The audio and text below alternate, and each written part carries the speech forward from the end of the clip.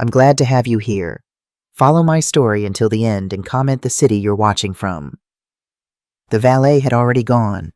I parked my own car at the far edge of the gravel lot, wiping my palms against my burgundy dress, trying to smooth out the creases that had deepened during the tense drive. The flat tire had set me back nearly an hour, and by the time I arrived at the vineyard, the sun was already low in the sky, casting long shadows across the manicured grounds. "You've got this, Rachel," I whispered to myself, checking my makeup in the rearview mirror one last time. At 63, I had learned to apply just enough foundation to soften the lines around my eyes without looking like I was trying too hard. My silver-streaked hair was pinned neatly at the nape of my neck, elegant but not flashy. Samuel always said I looked best when I kept things simple. The weight of the gift bag swung at my side with each uneven step across the gravel. Inside was a quilt I'd spent 2.5 months creating, stitching together pieces of fabric that held our family history. A square from Samuel's baby blanket, another from his college graduation gown, even a piece from the dress I wore when I first met his father, all wrapped in cream paper and tied with a burgundy ribbon, their wedding colors. I remembered double-checking with Layla's mother about the color scheme months ago. Laughter floated from the patio, clear, high, polished. I followed the sound around the side of the building, not wanting to barge through the front doors during a toast or a dance. A small group had gathered near the fire pit, champagne flutes raised, faces glowing in the soft light. "Thank God she didn't come," someone said. It was Layla, my new daughter-in-law, her voice carrying clearly in the evening air. The group laughed. I froze behind the hedge. "She means well," Layla added with a dramatic sigh, "but she's just a lot..." More laughter. Someone said something about energy, another about the vibe, and then Samuel, my son, my only child, the boy I'd raised alone after his father left when he was just 7, laughed too. He didn't say my name. He didn't defend me. Just smiled, turned to kiss Layla's temple, and raised his glass. I stood there silent, my hand clenched around the handle of the gift bag until my knuckles ached. The wind shifted, lifting the corner of my shawl and brushing their words deeper into my ears. I stepped back, careful not to let my heels scrape against the gravel. There was a bench by the parking lot. I sat there for a long time. I don't remember how long. Just the sound of distant music and someone calling for the next toast. My phone vibrated in my purse. Jessica, my neighbor, checking if I'd made it safely after helping me change the tire. I didn't answer. Eventually, I stood. I didn't drive away. I walked in through the side door, the one near the kitchen, where the staff barely looked up. My heels clicked softly against the tile as I moved toward the reception hall. Past trays of hors d'oeuvres and servers huddled by the espresso machine, I kept my shoulders square and my eyes steady. Inside, the room sparkled. Gold accents, floating candles, laughter bouncing off every wall. I searched for my table. There were 10 of them, maybe 12, arranged in a circle around the dance floor. I passed by each one slowly, scanning the little folded cards. Nothing. No Rachel Young. No mother of the groom. Not even reserved. I didn't ask for help. I just found a chair near the wall beside a column of ivy-wrapped fairy lights, and sat. I placed the gift bag on my lap and kept both hands on it like I was shielding something delicate. Maybe I was. They played a slideshow not long after the first course. Baby photos, school plays, beach vacations. Layla's childhood filled half the screen. Her parents beamed from ski lodges and lakesides. I waited for the familiar frames I had sent in. Samuel with his missing front teeth holding up his 3rd-grade spelling trophy. Asleep on my shoulder on a bus to Virginia. None of them appeared.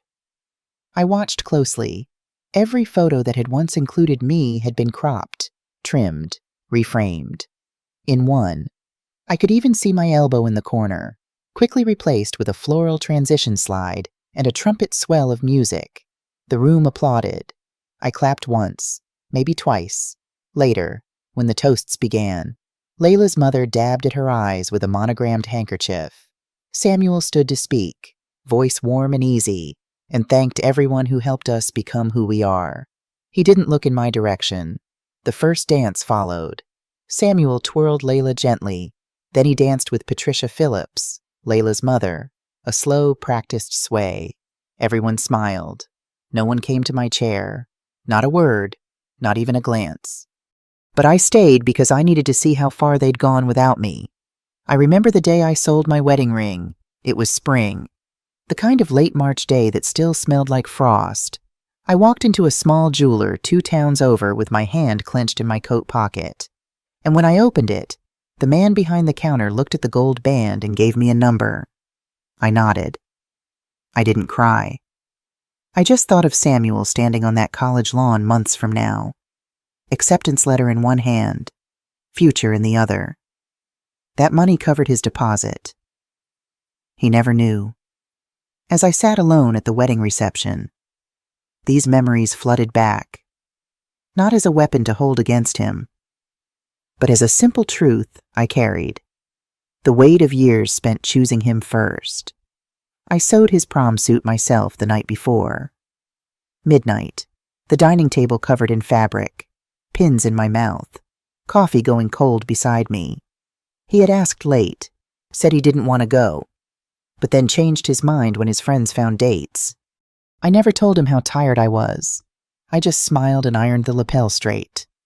When Layla was accepted to that internship in D.C. 3 years ago, Samuel said she needed a new wardrobe. Professional, he called it. I stayed up until dawn piecing together a capsule set, 3 skirts, 2 blouses, a fitted coat. I wrapped them in tissue paper and folded them neatly into a suitcase I bought secondhand. She thanked me then, casually, like I'd picked something off a sale rack. The wedding came, and I sent in my contribution quietly. A deposit for the venue, paid directly, no receipt in the binder, no mention in the speeches. I didn't care. I told myself I wasn't doing it for recognition. I just wanted to make sure they had the start they dreamed of. But now, sitting alone in the back of this room, watching a slideshow that edited me out, surrounded by flowers I partially paid for and faces that didn't miss mine, I wondered, maybe I did want to thank you, or a glance, or even just my name spoken out loud. The music shifted. A new couple arrived and took the chairs beside me. They didn't ask who I was. I didn't offer it. Beautiful ceremony, wasn't it? The woman said to her companion. Not to me. I nodded anyway. The bride's family really went all out, the man replied. I hear they're quite well connected in Chicago. I thought about mentioning my contribution to the flowers that adorned every table, the deposit I'd paid for this very room. The words formed in my mouth but dissolved before they reached my lips. What would be the point? A server approached with champagne. She offered glasses to the couple next to me, then started to walk away. Excuse me, I said quietly. She turned, surprised, as if noticing me for the first time. Could I have one too, please? My voice sounded foreign to my ears, too polite, too small. Oh, of course, ma'am. I'm sorry. She handed me a glass, the apology in her eyes making it clear I was invisible until I spoke. I didn't drink it. I just held the cool glass between my palms, watching the bubbles rise and disappear, like me in this room, like me in my son's new life. The cake cutting came next. I remembered asking Samuel about flavors months ago. He'd said Layla was deciding. I'd offered to connect them with Mrs. Bennett, who'd baked every birthday cake Samuel had ever had. He'd said they'd found someone more modern. The cake was 5 tiers of white fondant with gold leaf. Beautiful, but I knew without tasting it that it would be dry inside. Samuel never liked fondant. He always peeled it off as a child, preferring the buttercream beneath. I wondered if he'd mentioned that to Layla. I wondered if she knew that he secretly loved corner pieces because they had more frosting, or that he always licked the spoon when we baked together, even as a teenager. Even when he pretended to be too cool for baking with his mom, they cut the cake together, his hand over hers. The photographer, one of Layla's cousins, directed them to feed each other bites. Samuel smeared a bit on Layla's nose, and the crowd laughed. They looked happy. They looked complete. I slipped the gift bag under my chair. Maybe I'd mail it later. Maybe I wouldn't. I didn't sleep that night. I took off the dress, hung it back up carefully, and left the gift bag on the entryway table. I thought maybe, just maybe, someone would call. Maybe there'd be a message, a small one, a thank you. Even out of politeness, nothing came. The next morning, the wedding photos were already online. Layla's mother had posted an album titled Our Perfect Day. There were over 200 photos, Layla in lace, Samuel in gray, the venue glowing in sunset light, guests laughing, dancing, toasting. I scrolled through them slowly. At first, I looked for myself. Then I looked harder, in the group shots, the wide angles, the background of the cake cutting. I wasn't in a single frame.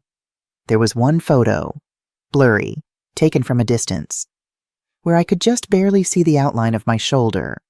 I recognized the brooch I'd worn, but even that was cut off by a clever crop. I closed the tab. At noon, I called Samuel. The line rang 4 times, then went to voicemail. I didn't leave a message. I told myself I didn't know what to say, but the truth was I didn't know how to ask for acknowledgement without sounding desperate. I walked to the kitchen and opened the drawer where I'd stored the RSVP card, the one I'd never sent back. Layla had delivered it by hand weeks earlier, along with a firm look and a printed schedule of events. I took it out, smoothed it flat on the counter, slid it back into its envelope, and sealed it. Then I reached for a strip of clear tape and pressed it across the flap. Not angry, not bitter, just done. I placed it in the drawer with the old sewing patterns I no longer used, turned off the light, and boiled water for coffee. The doorbell rang just after 3 o'clock. For a moment, one foolish, hopeful moment, I thought it might be Samuel. Instead, Jessica Harper stood on my porch, a plate of brownies in her hands. "Thought you might need these," she said, stepping inside without waiting for an invitation.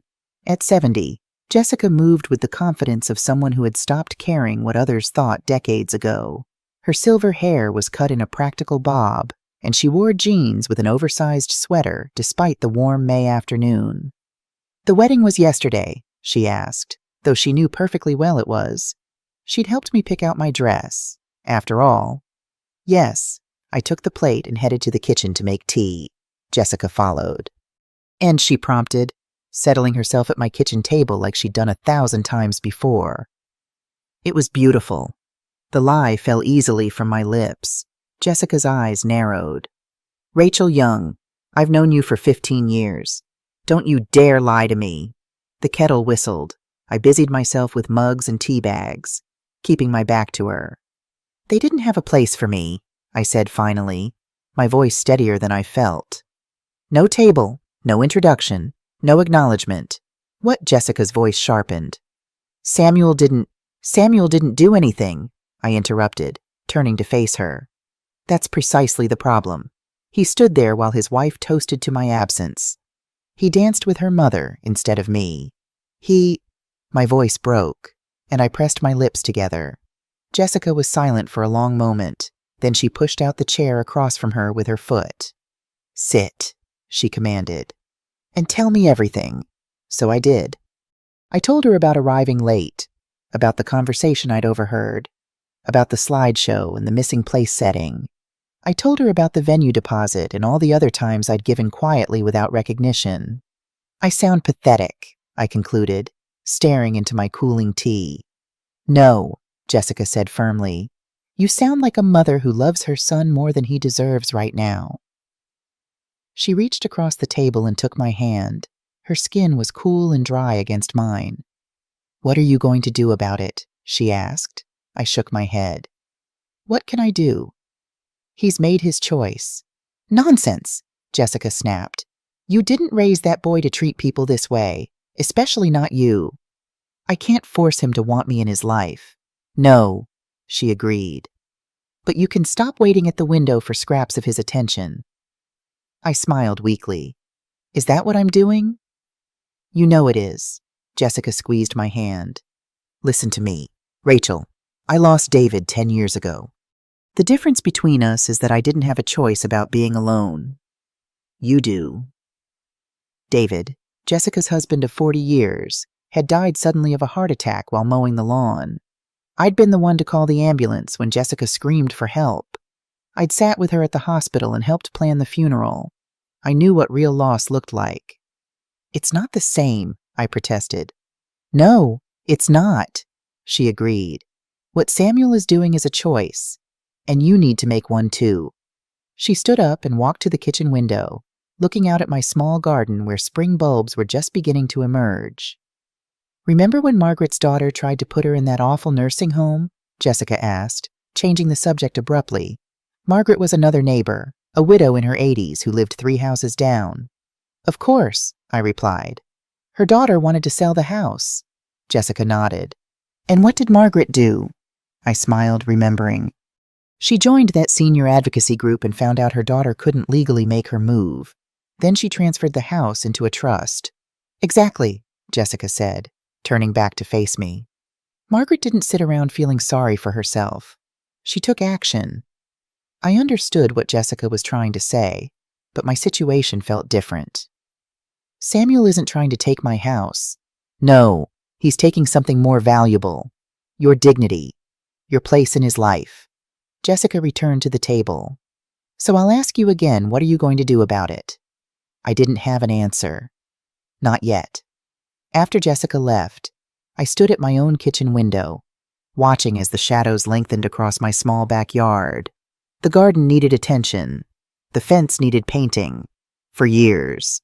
I'd been meaning to create the kind of outdoor space I'd always wanted, a pergola with climbing roses, perhaps, or a small pond. But there had always been something more important: Samuel's tuition, Samuel's apartment, Samuel's wedding. That afternoon, I opened the windows, and for the first time in weeks, I sat down without checking my phone. I watched dust motes dance in the sunlight and listened to the neighbors' wind chimes. I thought about Jessica's question. What was I going to do? The answer came slowly, like dawn breaking over the horizon. I would stop waiting. I started walking each morning before the heat settled in, just up the road past the old post office and the church with the peeling white shutters. My joints protested at first, but I welcomed the ache. It was a kind of conversation, my body reminding me I was still here. I brewed black coffee when I got home.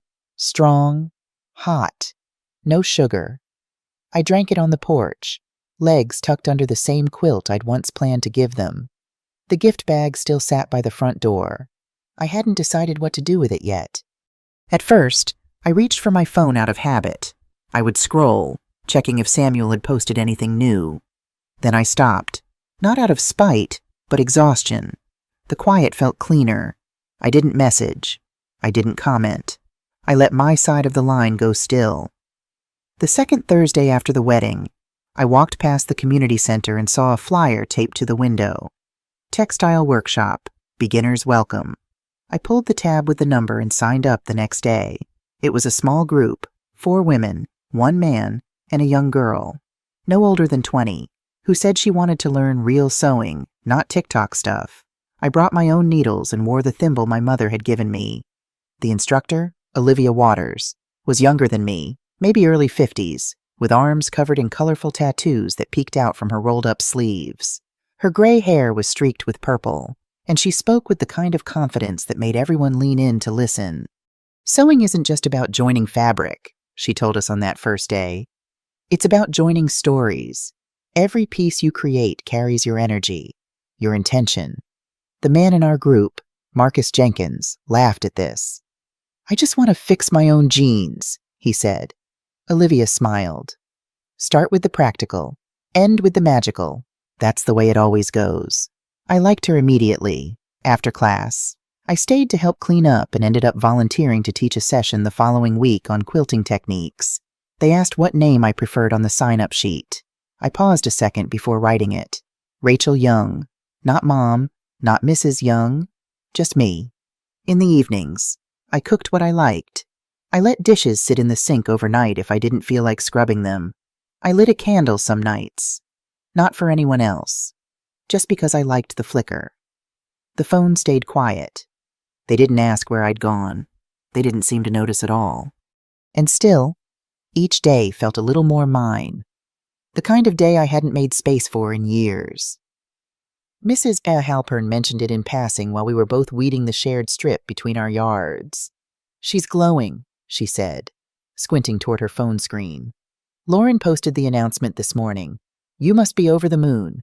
I didn't answer right away. I pressed my thumb into the dirt a little deeper and nodded like I'd known all along.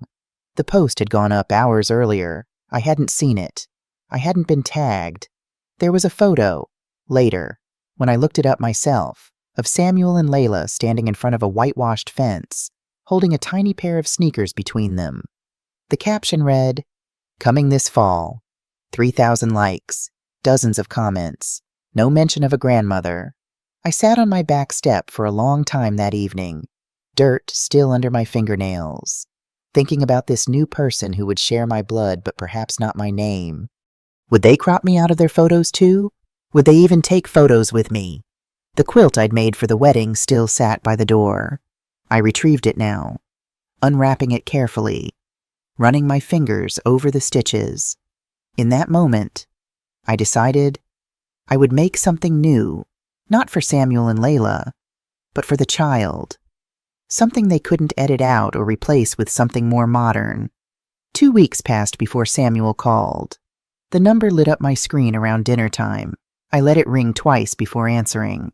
"Hi, Mom," he said. I heard Layla's voice faintly in the background, laughing at something. "How are you?" he added. "Fine," I replied, the word crisp and clean between us. A pause. "We were wondering if maybe you'd make something for the baby." I swallowed, looked at the bundle of fabric on my kitchen table. A new project. A memory quilt for a woman whose sister had passed. Each square cut from old dresses and choir robes. "For the nursery," he continued. Layla thought it would be sweet, sentimental. I could hear the practiced tone in his voice, like he was trying to sound casual but not too casual, like he'd rehearsed this call. I folded one of the fabric squares carefully before I spoke. "I don't sew for people who celebrate when I'm not in the room." The silence that followed didn't sting. It just settled. "I see," he said finally. "Do you?" I asked, surprising myself with the directness of the question. Another pause. "Mom, if this is about the wedding," "It is," I confirmed. "But it's also about the years before that, and all the years that will come after." "I don't understand." His voice had an edge now, the same defensiveness I'd heard when he was a teenager caught in a lie. "You will," I said. Eventually, we said goodbye soon after. No mention of visiting, no invitation to help with the nursery or attend the baby shower that would inevitably be planned. Just a quiet conclusion that felt more like a beginning than an end. That night, I pulled out the envelope marked Estate Documents and took my time reviewing each line. I removed a name, added a note, initialed the bottom corner. When I was done, I brewed a second cup of coffee, stronger than usual, and watched the sun lower itself over the back fence like it had nowhere else it needed to be. I ordered the new mailbox plate on a Thursday. It arrived in a slim brown package, neatly wrapped. The letters etched in brushed steel are Young. I stood by the curb with a screwdriver in one hand and the old plate in the other. The original had read, "The Youngs" for decades. A leftover from when I thought being part of something meant never being forgotten. The new one fit perfectly. No fuss, no resistance. When I stepped back to admire my work, I noticed Denise Carter from the sewing class walking her dog on the opposite side of the street. She raised her hand in greeting, and I waved back. "New mailbox," she called out. "New everything," I replied, and she nodded like she understood completely. Denise was in her early 50s, recently divorced after 30 years of marriage, in class. She worked with a quiet determination, unpicking and resewing seams until they met her standards. She reminded me a little of myself, careful, precise, unwilling to settle for good enough. "Coffee," I offered, gesturing toward my porch. She hesitated, then nodded. "I've got 20 minutes before I need to be on a work call." We sat on my front steps, 2 mugs between us, her small terrier settling at our feet. "I like the new plate," she said, glancing back at the mailbox. "Clean." "It felt like time," I replied. Isn't it always? Denise smiled, but there was understanding in her eyes. My therapist says we often know what we need to do long before we actually do it. I nodded, thinking of the wedding gift still sitting inside, of the RSVP card sealed with tape, of all the times I'd chosen silence over truth. My son and his wife are having a baby, I said as he said, the words falling into the space between us. Congratulations, Denise said automatically, then paused. Or not, I laughed, a small surprised sound. I don't know yet. That same week, I launched the Etsy shop. Just a simple page, threads by R. Young, photos of quilts made from choir robes, denim jackets, birthday dresses, each one stitched with care and story. Orders came slowly at first, then steadily, and then, without needing to ask, 2 women from the sewing center asked if I'd mentor them. One was Denise.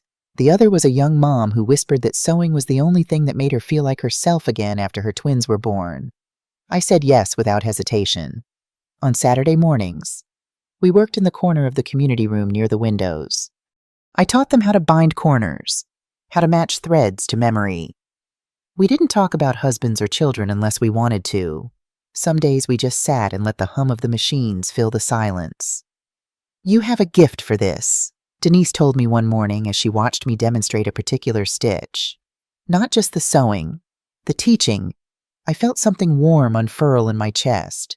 Pride, maybe, or simple pleasure in being seen. I've had a lot of practice, I said. Samuel used to sit at my feet while I worked, asking 1,000 questions.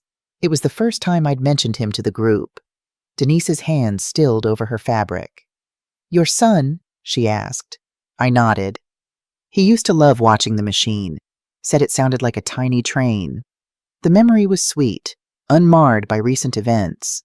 I held it carefully, like the delicate thing it was. Will you teach your grandchild? Denise asked gently. I didn't answer right away.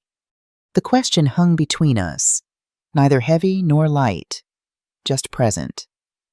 If I'm allowed to, I said finally. Denise reached over and squeezed my hand, her touch brief but firm. We returned to our work, the machines humming, the morning light shifting across the table as the hours passed. I'll continue with part 2 of the story, aiming for approximately 5,000 words and following the successful storytelling structure from the attached file. A month later, a reporter from the local paper visited the community center. He was writing a piece on local artisans for the Sunday supplement and asked to interview me. He began with polite questions: how I got started, what inspired me, the story behind Threads by R. Young. So, you're a mother, too, he asked casually, glancing at a photo on my phone, one of the few I'd kept visible, showing Samuel at his high school graduation. I smiled, not unkindly. I'm a creator, I said. He wrote that down verbatim. And when the article came out the following weekend, that line was the headline, I'm not someone's mother. I'm a creator local artisan weaves new identity. I clipped it and taped it above my sewing table. Not for pride, but for proof. The kind of proof I no longer needed from anyone else. By the end of the month, I had 10 orders pending and a waiting list, each one unique. A memory quilt made from a late husband's ties, a christening gown fashioned from a wedding dress, a wall hanging created from concert t-shirts too precious to discard but too worn to wear. Olivia approached me after class one Thursday, her tattooed arms folded across her chest. You're outgrowing us, she said, but her smile was genuine. Never, I replied. The community center board wants to know if you'd consider teaching a weekly class, she continued. Paid position. They've had inquiries since that article ran. I hesitated. The instinct to defer, to minimize, rising automatically. I'm not sure I'm qualified. Stop, Olivia interrupted, holding up one hand. Rachel, I've been teaching textile arts for 15 years. You have a gift? Own it. I thought of the mail I'd received that morning, an invitation to Layla's baby shower, addressed in Patricia Phillips' flowing script, not her daughter's hand. No personal note, no acknowledgement of my absence from their lives these past months, just a printed card with registry information and a request to RSVP by phone. I hadn't called. All right, I said to Olivia. When do I start the next day? I found a manila envelope in my mailbox. No return address. Just my name printed in a hand I didn't recognize. Inside was a letter from Thomas Warren, the bank manager where I'd worked as a teller for nearly 20 years before retiring last spring. Dear Rachel, it began. I hope this finds you well.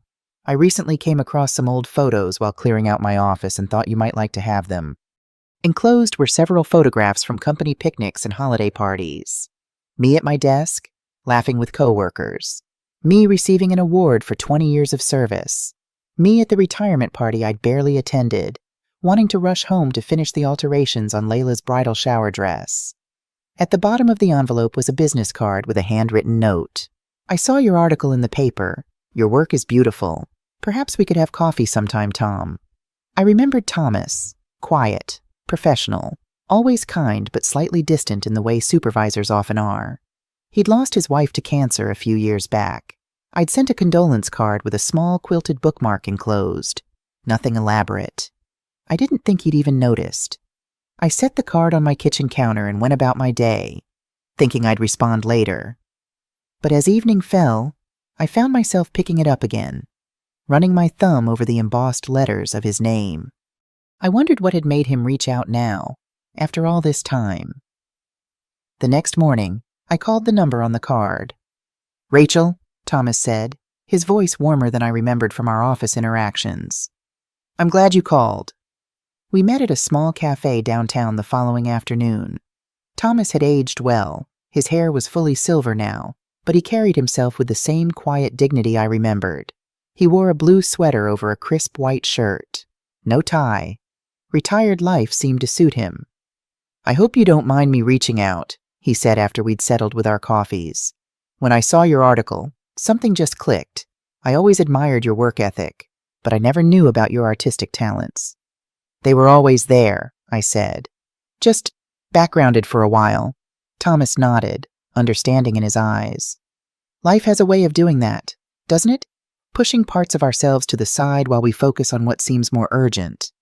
We talked for over an hour about my new teaching position, about his volunteer work with a literacy program, about the shifting nature of identity after careers end and children leave. Not once did he ask about Samuel or my family. It was as if he sensed that boundary without needing to be told.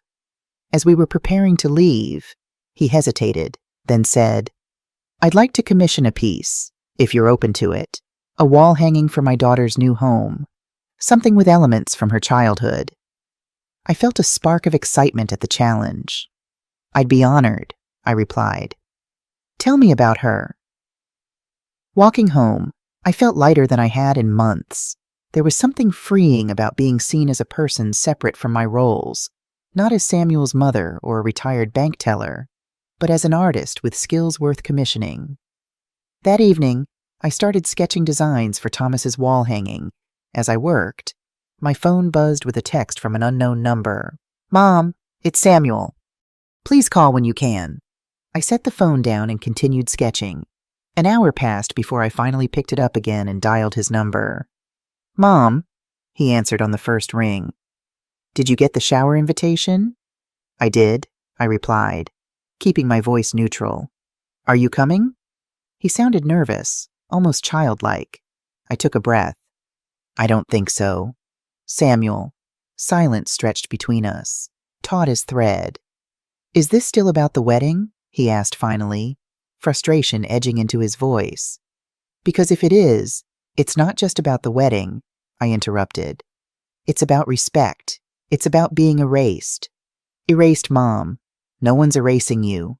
I closed my eyes, remembering the cropped photos, the missing place setting, the toast to my absence. Samuel, I said quietly. I saw the photos. I heard what was said when you thought I wasn't there. Another silence, this one heavier. Layla was just joking. It didn't mean anything. It meant something to me.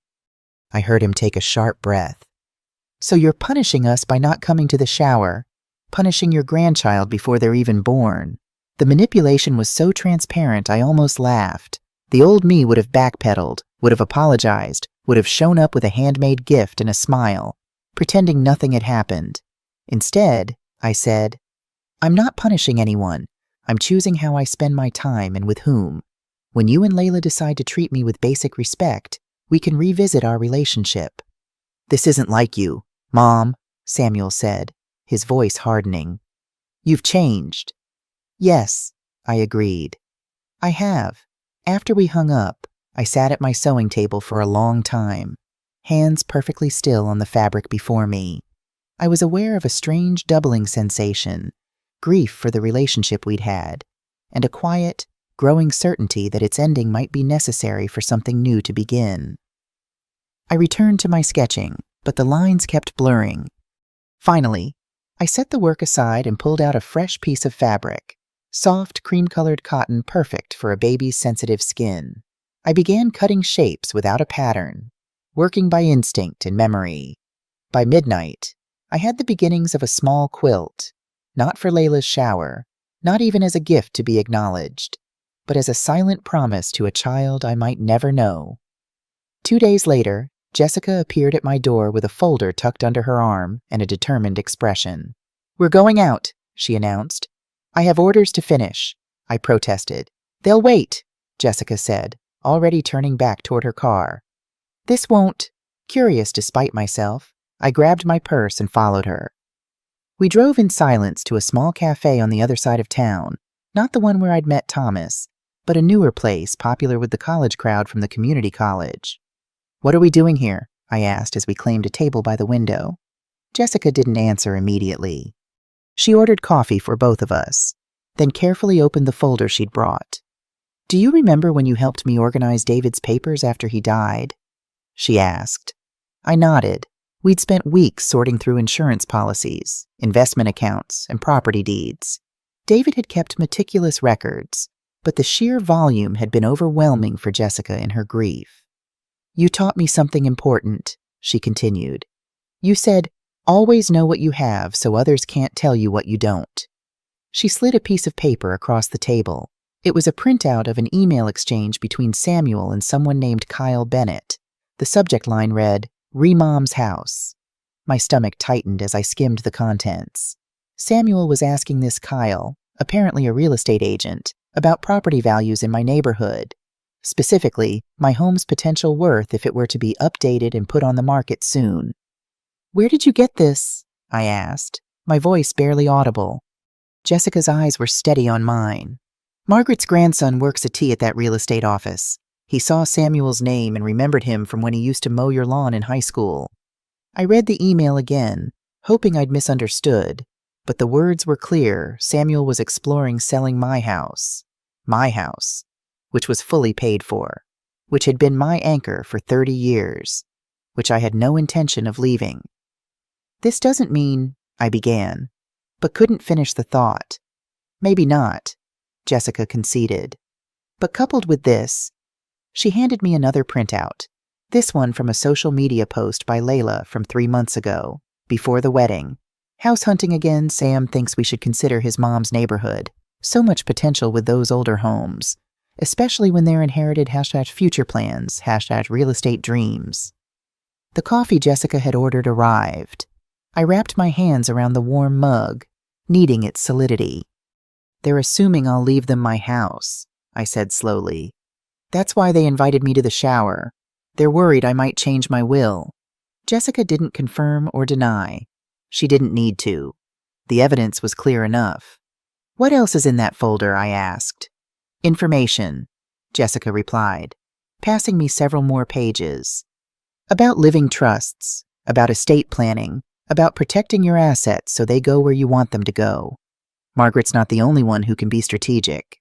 I spent the rest of the day in a fog, mechanically completing one of my commissioned pieces while my mind churned through what I'd learned. By evening, I'd made a decision. I called the lawyer whose card Jessica had included in her folder and made an appointment for the following week. That night, I dreamed of my house being emptied room by room, furniture disappearing, walls being stripped bare, while I stood in the garden unable to move or speak. I woke at dawn, sheets tangled around my legs, heart racing. I made coffee and sat on my back steps, watching the sunrise paint my small garden in golden light. The rose bushes I'd planted when Samuel was 10 were blooming, their scent sweet in the morning air. The bird feeder he'd built in 7th grade woodshop hung from the old maple tree, weathered but still functional.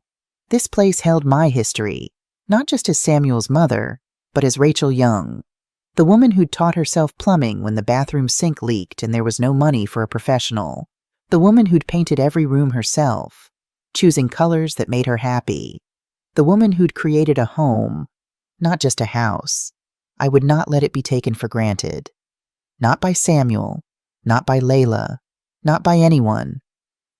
Later that morning, Denise called. "Are you free for lunch?" she asked. "I just finished a project I think you'll appreciate." We met at a small deli near the community center. Denise arrived carrying a tote bag, which she placed carefully on the table between us after we'd ordered. "I want to show you something," she said. Reaching into the bag, she pulled out a folded piece of fabric, a quilt square, beautifully executed with a complex pattern I recognized as a variation of the broken dishes design. "It's lovely," I said, running my finger along the precise stitching. "It's the first of 12, Denise explained. "I'm making a quilt chronicling my divorce. Each square represents a different stage of the process." I looked more closely at the pattern. Broken shapes reassembled into something new, orderly but with visible seams where the pieces joined. "This is the beginning," Denise continued. "When everything first fell apart," she smiled ruefully. "Hence broken dishes." "It's powerful," I said, meaning it. "What will the final square be?" "I don't know yet," she admitted. "I'm living my way to it, one day at a time." The waitress brought our sandwiches, and we ate in companionable silence for a few minutes before Denise spoke again. "I got a letter from my ex-husband's lawyer yesterday," she said. "He wants to renegotiate the settlement. Says he can't afford the payments we agreed to." I knew from our previous conversations that Denise's ex had left her for a younger colleague, claiming he needed a fresh start. The divorce had been contentious, with arguments over everything from their shared business to the family dog. "What will you do?" I asked. Denise straightened her shoulders. "I'll fight," she said simply. "I earned my share of our life together. I won't let him rewrite that history." Her words resonated with my own situation, another attempt to rewrite history, to recalculate value, to dismiss contribution. I told her about the emails Jessica had discovered, about Samuel and Layla's apparent plans for my house. "What will you do?" Denise echoed my question back to me.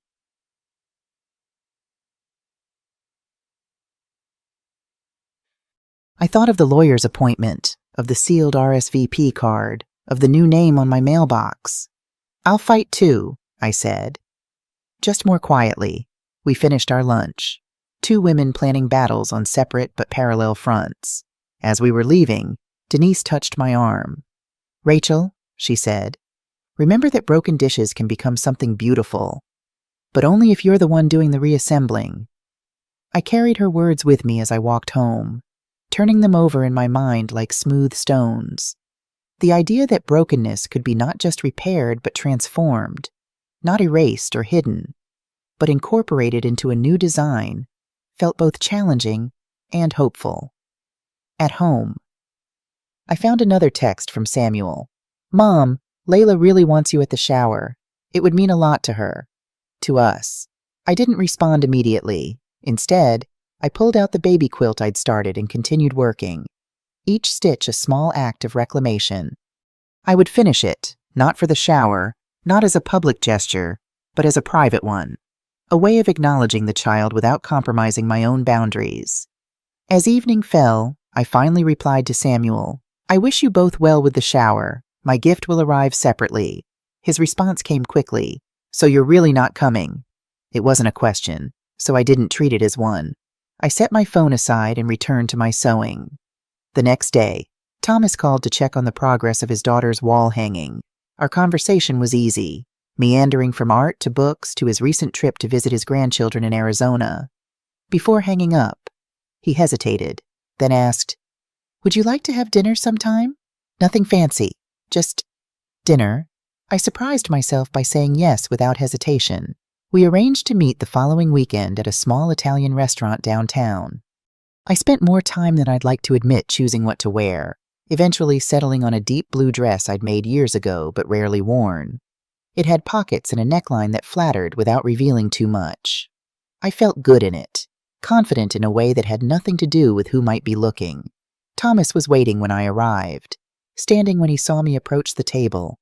His smile was warm, his eyes appreciative without being invasive. "You look lovely," he said simply. Dinner was pleasant, the food excellent, the conversation flowing naturally from topic to topic. Thomas told me about his late wife's battle with cancer, about the grief that had nearly consumed him afterward, about his slow journey back to something resembling normalcy. "The hardest part," he said, twirling pasta around his fork, "was figuring out who I was without her. We'd been together since college. I'd never really been an adult on my own before." I nodded, understanding completely. "It's strange, isn't it, how we can lose ourselves in relationships? Even good ones." "Especially good ones," Thomas corrected gently. "The better the fit, the less we notice where they end and we begin." After dinner, we walked along the river walk, the summer evening warm around us. When Thomas took my hand, it felt natural, not a demand or a claim, just a connection. "I'd like to see you again," he said as he walked me to my car. "I'd like that too," I replied, and meant it, at home. I found another text from Samuel. "You've made your point. Mom, Layla's really upset that you're missing the shower. Can we talk?" I sighed, the pleasant glow from my evening with Thomas fading. I typed a response. "I'm available tomorrow afternoon if you'd like to come by." Setting the phone down, I noticed a notification from my Etsy shop, a new order, and a review from a recent customer. Rachel's work is extraordinary. She didn't just make a quilt from my mother's clothes. She captured her essence in every stitch. A true artist. I read it twice, letting the words sink in. Artist, creator. These were identities I was growing into, separate from but informed by all that had come before. They couldn't be taken away or diminished by Samuel's disappointment or Layla's anger. The next day, I waited for Samuel to arrive. I'd made coffee and set out the blueberry scones he'd always loved, not as a peace offering, but as a simple hospitality. When the doorbell rang at 3 o'clock, I took a deep breath before answering. Samuel stood on the porch, hands in his pockets, looking more boyish than his 30 years. For a moment, I saw him as he'd been at 10, at 15, at 20, always a little uncertain behind his bravado. "Hi, Mom," he said. "Samuel," I replied, stepping back to let him in. He entered cautiously, glancing around as if expecting changes. But the house looked much as it always had, perhaps a bit tidier, with more fabric samples on the dining table and a new organizational system for my thread collection, but essentially unchanged. "Coffee," I offered, leading him to the kitchen. "Sure." He sat at the table, fidgeting with a napkin. "You've been busy, I hear. Jessica mentioned your Etsy shop is doing well." I poured coffee for both of us before sitting across from him. "It is," I confirmed. "I'm teaching classes at the community center now, too." "That's great. Mom, really?" His smile seemed genuine, if strained. "I'm happy for you." I waited, letting the silence prompt him to get to the real purpose of his visit. "Look," he said finally, "I know you're upset about the wedding, and maybe we could have handled some things better. But this thing with the baby shower, it feels like you're punishing us." "I've already told you. I'm not punishing anyone," I replied evenly.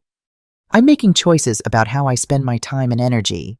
"But it's your grandchild," Samuel insisted. "Don't you want to be involved?" "Of course I do," I said.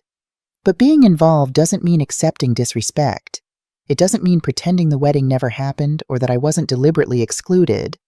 Samuel's expression hardened. "It wasn't like that. It was just, Layla was stressed, and her mom took over a lot of the planning. Things got overlooked." "I wasn't overlooked. Samuel, I was erased." I kept my voice calm. "There was no place for me at the reception.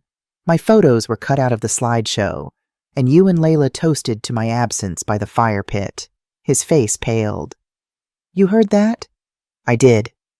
I arrived late because I had a flat tire. I heard every word. Samuel looked down at his coffee cup. It was just a joke, he said, but his voice lacked conviction. It wasn't funny, I replied. And it wasn't the first time I felt unwelcome in your new life. He didn't respond immediately. When he looked up, there was a calculation in his eyes that hadn't been there before. Is that why you changed your mailbox and started all this? He gestured vaguely around the kitchen. Independent stuff, the way he said independence, like it was a phase, a rebellion, made something harden inside me. No, Samuel, I changed my mailbox because I'm independent. I always have been. You just never noticed because I made it look easy. And what about the house? He asked, the question coming too quickly, too sharply. So there it was, the real concern. Not my absence from the shower, not my feelings about the wedding, but the house. My home. What about it? I asked, watching him closely. He shifted in his seat. I just mean, you're getting older. Mom, this place is too big for one person. Layla and I were thinking, I know exactly what you and Layla were thinking, I interrupted. I've seen the emails to Kyle Bennett. I've read Layla's posts about inherited homes and future plans. Samuel's face flushed. You're spying on us. No, but people in this town talk, and you were careless. He stood up abruptly, coffee forgotten. So that's it. You're cutting us off, changing your will, all because of one stupid joke at the wedding. I remained seated, keeping my voice level. I'm not cutting anyone off. Samuel, I'm establishing boundaries. And yes, I am reviewing my estate planning, as any responsible adult should. This isn't like you, Mom, he said, echoing his words from our phone call. You've never been selfish before. The word hung in the air between us, revealing more than Samuel probably intended. In his mind, my self-determination was selfishness. My boundaries were barriers. My independence was abandonment. I think you should go, I said quietly. Mom, we can talk again when you're ready to see me as a person, not just as a resource. After he left, I sat at the kitchen table for a long time, hands wrapped around my cooling coffee cup. There was pain, certainly, a deep ache for the relationship we'd had and might never recover. But beneath it was something else, a certainty that I'd done the right thing, spoken the truth that needed speaking. The house was quiet around me, but it no longer felt empty. It felt like mine. I rose and went to my sewing room. The baby quilt waited, nearly finished now. I would complete it, not as a gesture of reconciliation, but as a promise to myself, and to the child who would someday enter this complicated family, that love could exist even in the spaces between understanding. As I worked, my phone buzzed with a text from Thomas. Thank you for a wonderful evening. Looking forward to seeing you again. I smiled, finishing the final stitches on the quilt. New patterns were forming, both in fabric and in life. Not perfect, not without visible seams and occasional knots, but intentional, chosen, mine. I'll write part 3 of the story, extending it to approximately 6,000 words and following the successful storytelling structure from the attached file. That same week, I launched a website for Threads by R. Young, expanding beyond Etsy to showcase my larger works. Olivia helped with the photography, arranging each quilt against neutral backgrounds that highlighted the textures and colors. Marcus, the man from our sewing group who initially just wanted to fix his jeans, turned out to be a web designer and offered to build the site at a discounted rate. You're going to need a proper portfolio, he said, adjusting the lighting for a particularly intricate memory quilt. These pieces tell stories. They deserve to be seen. My first class at the community center filled up within hours of being announced. The second and third quickly followed. What had begun as a solitary practice was becoming something larger, a community, a business, an identity separate from the roles I'd held before. The baby quilt for Samuel and Layla's child sat wrapped in tissue paper on my workroom shelf. I'd finished it but hadn't sent it, waiting for the right moment or perhaps the right mindset to let it go. One morning in late August, I received an unexpected letter in the mail. The envelope was cream-colored, expensive, with my name and address handwritten in an elegant script I didn't recognize. Inside was a single sheet of matching stationery. Dear Mrs. Young, I hope this letter finds you well. My name is Caroline Bennett. I believe our children are connected. My son Kyle has been working with your son Samuel regarding real estate matters. I recently read the article about your textile work in the local paper and recognized your name. I'm reaching out because I have a rather unusual request. My mother passed away last month, and I've inherited a collection of her clothing that holds great sentimental value. I understand you create memory quilts and wondered if you might consider taking on this project. If you're amenable, perhaps we could meet to discuss the possibility. My number is below. Sincerely, Caroline Bennett. I read the letter twice, trying to place the name beyond Kyle's mother. Caroline Bennett. It sounded vaguely familiar, but I couldn't immediately recall where I might have met her. Curious, I called the number provided. A warm voice answered on the third ring. Caroline Bennett speaking. Hello, this is Rachel Young. I received your letter about a possible commission. Rachel, thank you for calling. There was genuine warmth in her voice. I wasn't sure if you'd respond, given the circumstances. Circumstances, I asked, puzzled. A slight pause. Perhaps we should meet in person. Are you free for lunch tomorrow? We arranged to meet at Westfield Garden Cafe, an upscale restaurant on the other side of town.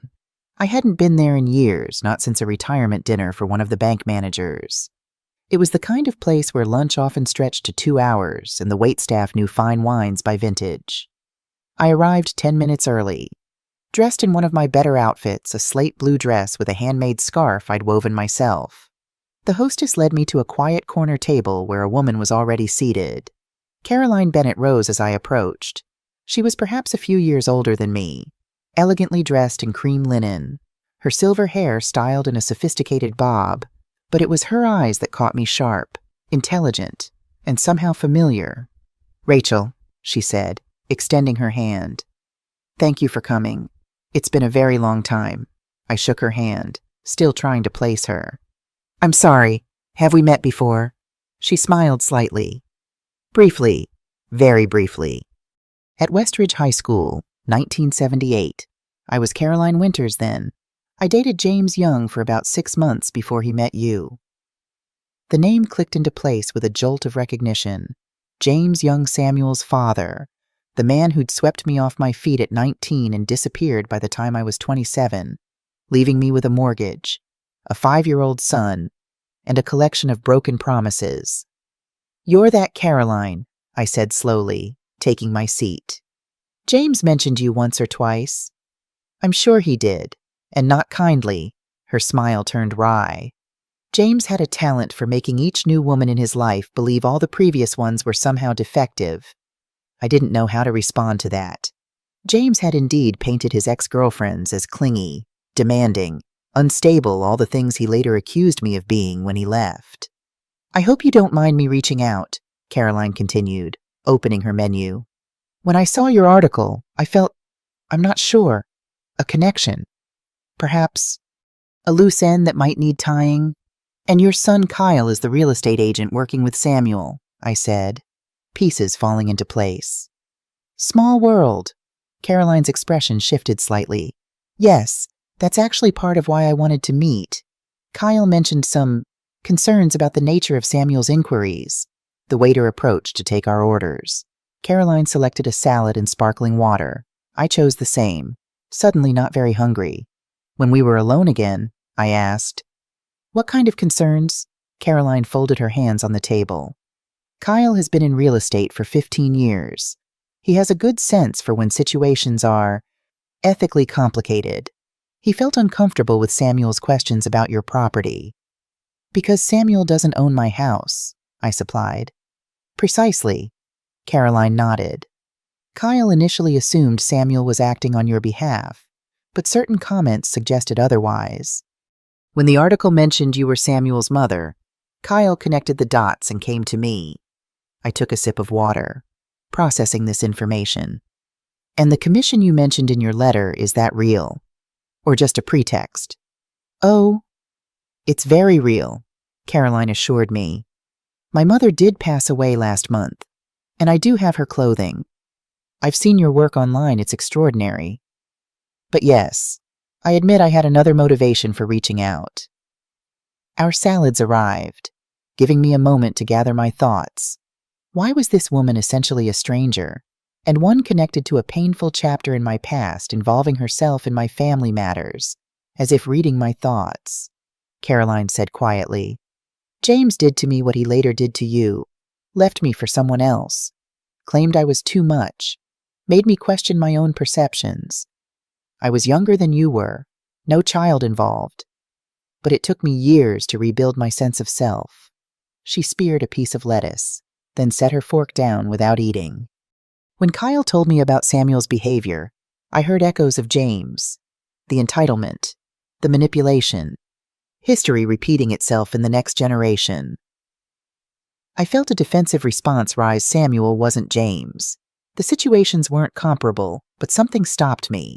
Hadn't I myself seen the calculation in Samuel's eyes? The assumption that my resources were his by right, the dismissal of my needs in favor of his own. Why are you telling me this? I asked finally. Caroline met my gaze directly. Because someone should have warned me about James, and no one did. Because I've spent 40 years wondering what happened to the girl he left me for, and because women our age should look out for each other. I felt something shift inside me, a recognition, a solidarity I hadn't expected. Caroline wasn't a rival from the past, but a predecessor on the same difficult path. Thank you, I said simply. She nodded, understanding in her eyes. Now, shall we discuss this quilt properly? Mother had the most extraordinary collection of silk scarves. We spent the next hour talking about Caroline's mother's clothing, the possibilities for a memory quilt, and the stories behind particular pieces. By the time we finished our coffee, I'd agreed to take on the commission, and Caroline had shared valuable information about estate planning that her years as a family court judge had taught her. As we were leaving, Caroline touched my arm lightly. Rachel, may I offer one piece of unsolicited advice? I nodded, curious. Don't let guilt guide your decisions. It rarely leads anywhere good. I carried her words with me all the way home, turning them over in my mind like smooth stones. Guilt had been my silent companion for decades. Guilt for not being enough for James to stay. Guilt for not giving Samuel a complete family. Guilt for every need of my own that competed with his. How many of my choices had been shaped by that guilt?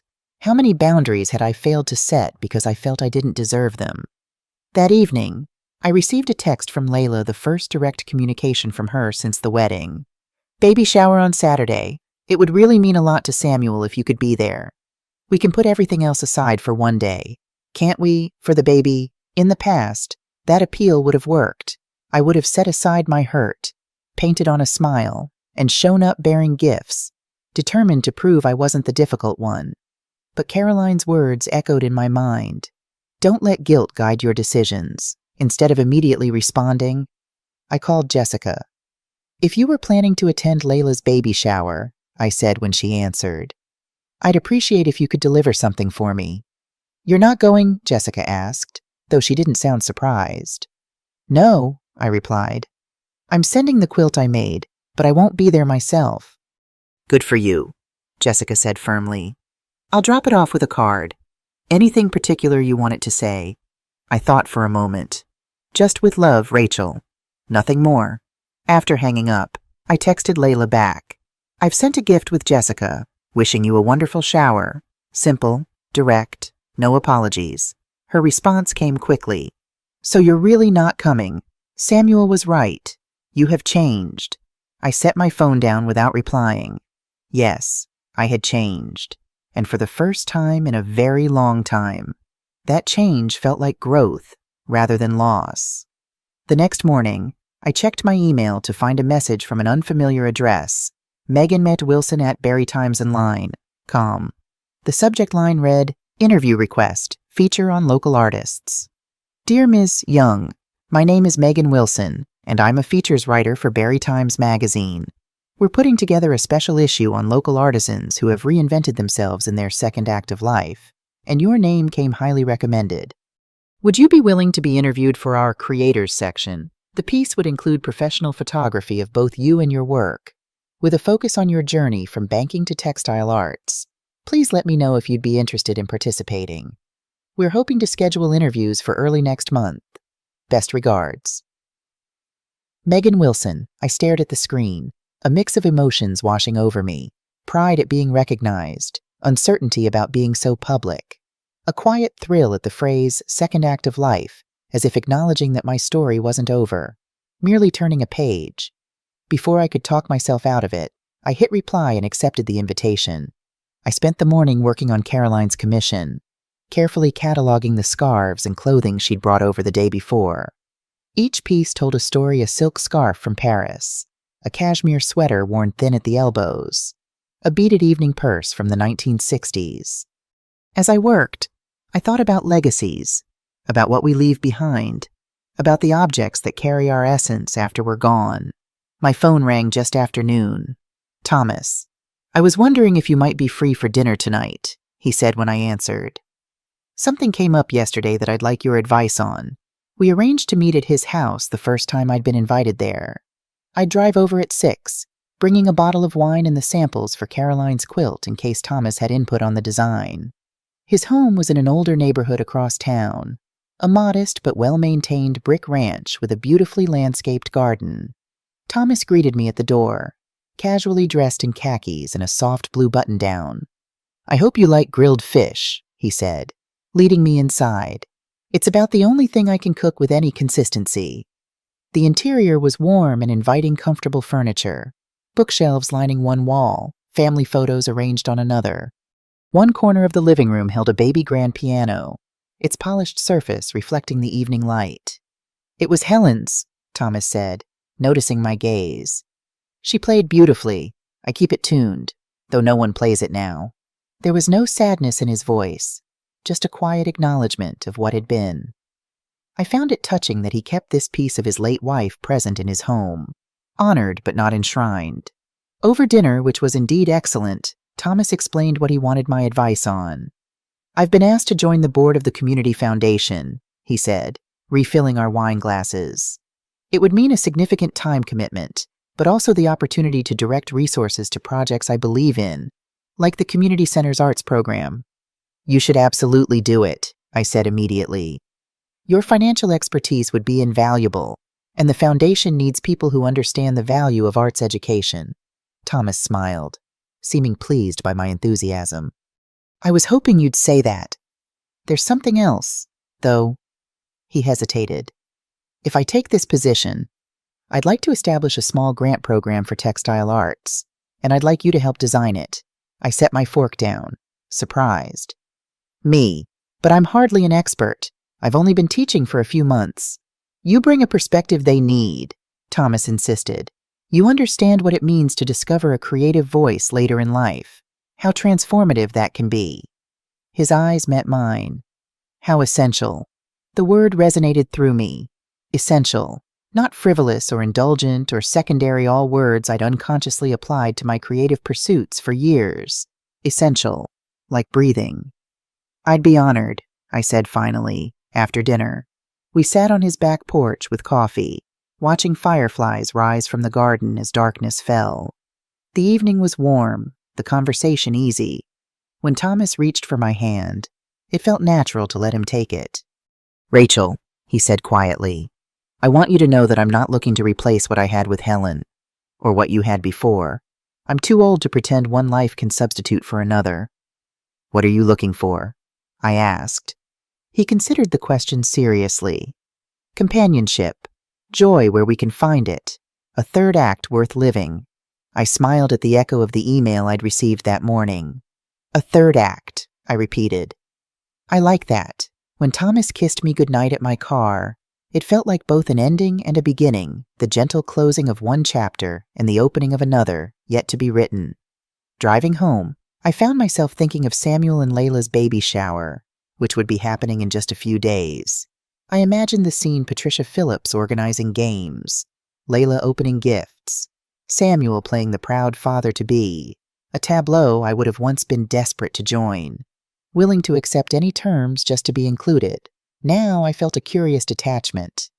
Not indifference to the child, I was already imagining projects I might create for them, stories I might tell them someday, but distance from the performance of it all, the social obligations, the pretense, the careful dance around difficult truths. I wondered what Denise would include in her quilt square for this stage of recovery. Something about perspective, perhaps about seeing clearly from a distance. When I arrived home, there was a package on my porch, a small box wrapped in brown paper. No return address. Inside was an old envelope, yellowed with age. My name written in a hand I recognized immediately. James's handwriting. With trembling fingers, I opened the envelope. Inside was a letter dated 25 years ago, just after Samuel had started college. Rachel, I know you have no reason to read this, much less believe anything I might say after all this time. But Samuel graduates next month, and I find myself thinking of all I've missed, all I threw away when I left. I tell myself I was young, immature, not ready for responsibility. The truth is more selfish than that. I was a coward, and you and Samuel deserved better. I won't ask for forgiveness or for a place in your lives. But I want you to know that I recognize what you've accomplished raising our son alone, giving him everything I failed to provide. He is a testament to your strength, not my blood. I've enclosed a check that might help with his expenses. It's far too little, too late, but it's what I can offer now. James, there was no check enclosed if there ever had been one. It was long gone. Nothing in the package explained how this letter had found its way to me now. After all these years. Had James sent it recently? Had someone found it among his effects? Was he even still alive?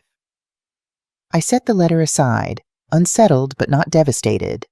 Time had dulled the sharp edges of that particular pain. What struck me most was the timing this ghost from the past appearing just as I was stepping more firmly into my future. My phone buzzed with a text from Samuel. "Mom, can we talk?" "Not about the shower, something else." I hesitated before responding. "I'm home tomorrow afternoon if you want to stop by." His reply came quickly. "See you at 2. I slept fitfully that night. Dreams filled with fragments of the past, James walking out the door with his suitcase, Samuel crying for his father, the lonely years of working and parenting and trying to be enough. But in the dream, I was watching from a distance, as if observing someone else's life through a window. I woke feeling oddly peaceful, as if something long knotted inside me had finally begun to loosen. Samuel arrived precisely at 2 the next day. He looked tired, shadows under his eyes. His usual confidence dimmed. He carried a canvas bag that he set carefully on the coffee table. "Thanks for seeing me," he said, remaining standing even after I'd sat down. "Of course," I replied. "What's on your mind?" He paced the living room once before sitting on the edge of the couch. "I've been doing some thinking, about the wedding, about how we've been treating you, about the house." I waited, giving him space to continue. "Layla and I had a big fight after I was here last," he admitted. "About the shower, about you, about a lot of things. She said some stuff that made me think." He ran a hand through his hair. "She said I was becoming my father." The words hung in the air between us. I thought of Caroline's observation about echoes, about patterns repeating. "You're not your father, Samuel," I said quietly. "Aren't I?" He looked directly at me. "Entitled, selfish. Taking you for granted sounds pretty familiar." I shook my head. "Your father left.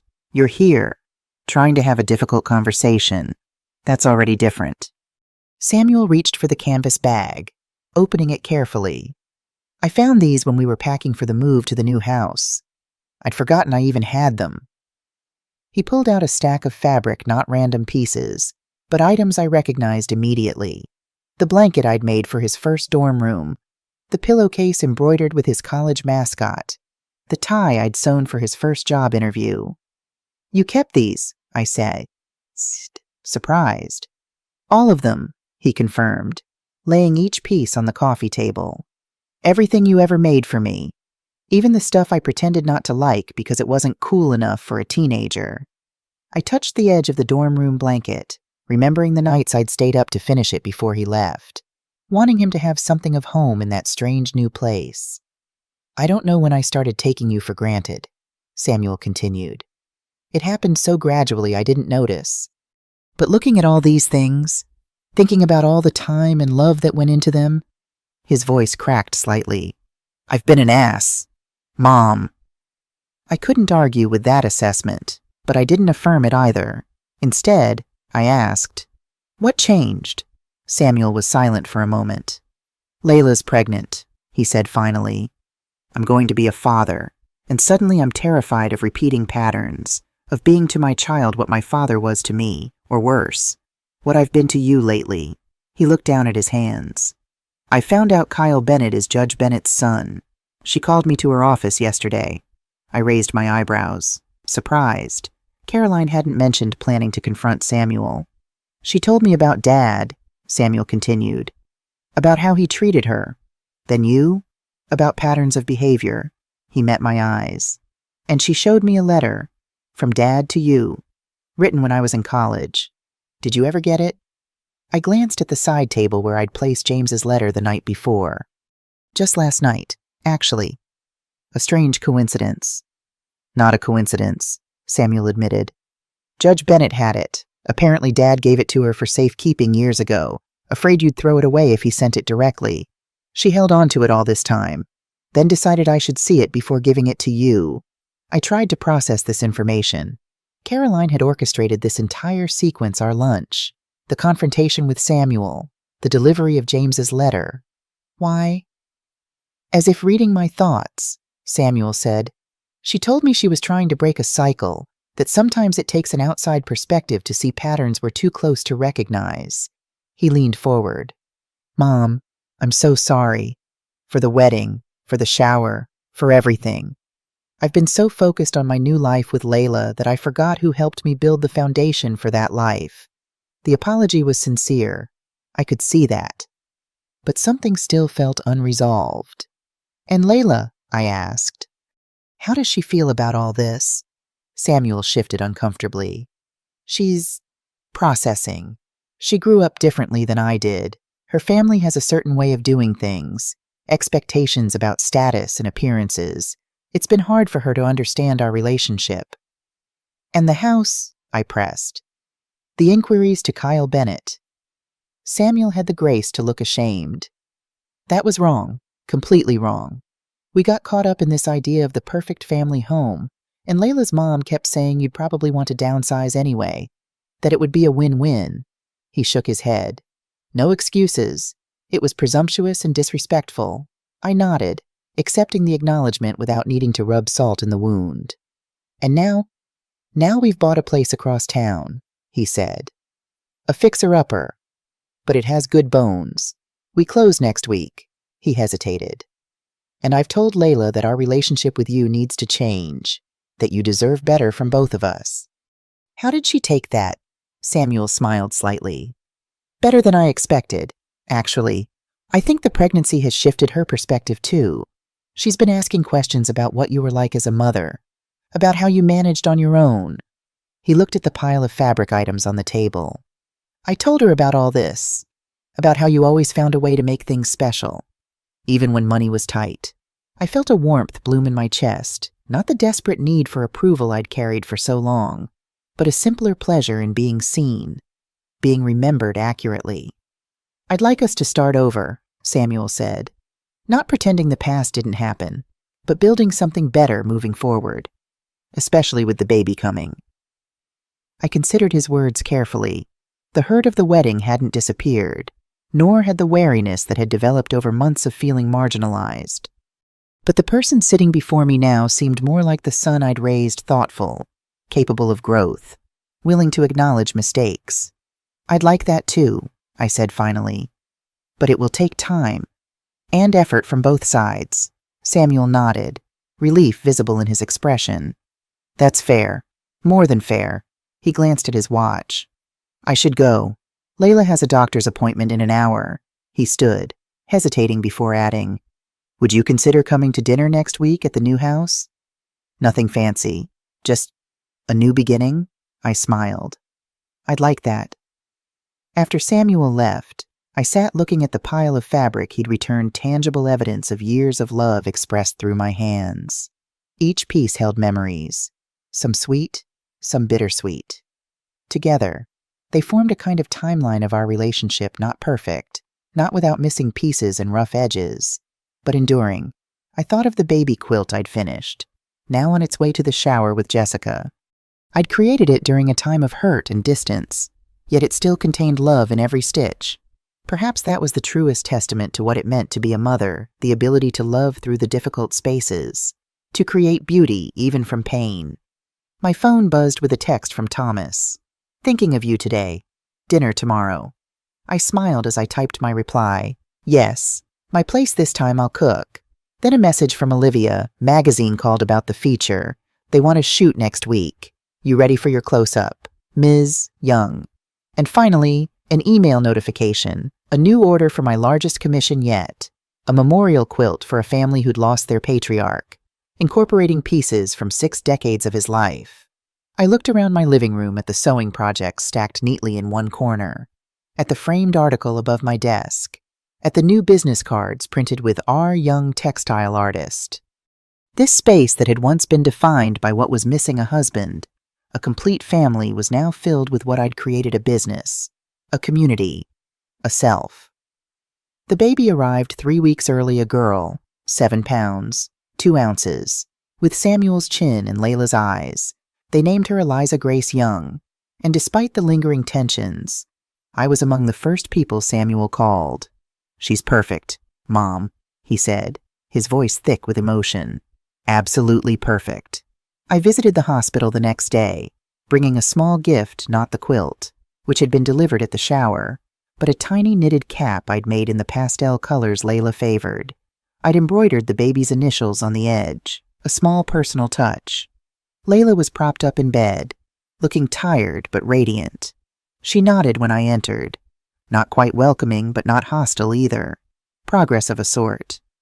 "Thank you for coming," she said formally. Samuel stood by the window, cradling the tiny bundle in his arms. When he saw me, his face lit up in a way I hadn't seen in years. "Mom, come meet your granddaughter." He placed Eliza in my arms with careful instructions about supporting her head. She was warm and impossibly small, her face peaceful in sleep. I felt the familiar surge of love that had overwhelmed me when Samuel was born, that fierce, protective instinct that transcends all logic. "She's beautiful," I whispered, touching one perfect, miniature finger. "Absolutely beautiful." "We got your quilt," Layla said after a moment. "It's exquisite. I've never seen anything like it." I looked up, surprised by the genuine admiration in her voice. "Thank you. I'm glad you like it." "My mother wanted to know where we bought it," she continued with a small smile. "She couldn't believe it was handmade. She's been showing photos to all her friends." Patricia Phillips, impressed by something I'd created. The thought was almost comical. "The nursery is finished," Samuel added. "We'd love for you to see it when you have time. The quilt is the centerpiece. We designed everything else around it." I handed Eliza back to him, watching as he adjusted her blanket with careful attention. In that moment, I saw not the entitled young man who'd dismissed me at his wedding, but the boy I'd raised caring, gentle, capable of growth. "I'd like that," I said. The visit was brief but cordial, a tentative step toward whatever our new relationship would be. As I was leaving, Layla called my name. "Rachel," she said, using my first name for perhaps the first time. Would you be willing to teach me how to sew? Nothing fancy, just basics. I'd like to make things for Eliza as she grows." The request caught me off guard. "Of course," I replied after a moment. "Whenever you're ready." Walking to my car, I felt lighter than I had in months. Not because everything was resolved. There were still conversations to be had, boundaries to establish, trust to rebuild. But because something fundamental had shifted, I was no longer fighting to be included or acknowledged. I was being invited in, on terms that recognized my value. The following week, Megan Wilson from Barry Times Magazine arrived at my home with a photographer. They spent hours photographing my workspace, my finished pieces, my hands at work on Caroline's quilt. Megan's questions were thoughtful, focusing not just on my techniques, but on the journey that had brought me to this point. "What would you say to other women who feel they've lost themselves in family roles?" she asked as we sat at my kitchen table. I considered the question carefully. I'd say that nothing is ever truly lost. Sometimes parts of ourselves go dormant, waiting for the right conditions to grow again. And I'd say it's never too late to become who you might have been. The article was published the following month, a 6-page spread with the headline, "The Thread That Connects Rachel Young's Journey from Mother to Artist."